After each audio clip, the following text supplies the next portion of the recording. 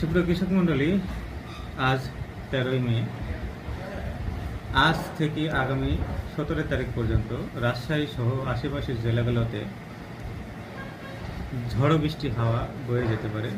এটা প্রতিদিনই প্রায় অব্যাহত থাকতে পারে।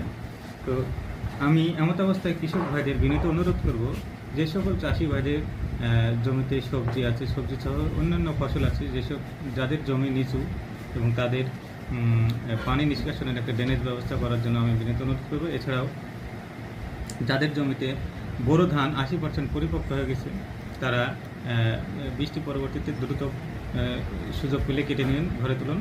আর আরেকটি কথা আপনাদের বলবো, যাদের এখনও ধান পরিপক্ক হয়নি অথবা নরম দানা অবস্থায় আছে, তারা বৃষ্টির কবলে পড়লে বৃষ্টি পরবর্তী সময়ে কিন্তু বিএলবির একটা আক্রমণ দেখা দিতে পারে, এছাড়া ব্লাস্টেরও আক্রমণ দেখা দিতে পারে।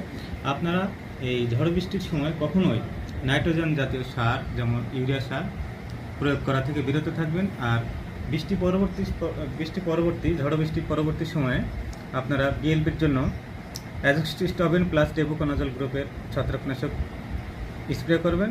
এবং বিএলবির জন্য বিএলবি দেখা দিতে পারে, এই বিএলবির ক্ষেত্রে কিন্তু আপনারা বিজমার থিওজল প্লাস কাসুগামাইসিন গ্রুপের একটি ব্যাকটেরিয়ানাশক, অথবা টাইসাইক্লোক্লাজল গ্রুপের একটি ব্যাকটেরিয়ানাশক, অথবা ক্লোরোআইসোব্রোমাইন প্লাস সাইনোরিক অ্যাসিড, ক্লোরোআইসোব্রোমাইন প্লাস সাইনোরিক অ্যাসিড ব্যাকটেরিয়ানাশক, এটা আপনারা প্রয়োগ করলে আপনারা বিএলবি সহ অন্যান্য ছত্রাকজনিত যে ঝড় বৃষ্টি পরবর্তী সময় হয়ে থাকে সেটা হাত থেকে ফসলকে রক্ষা করতে পারবেন।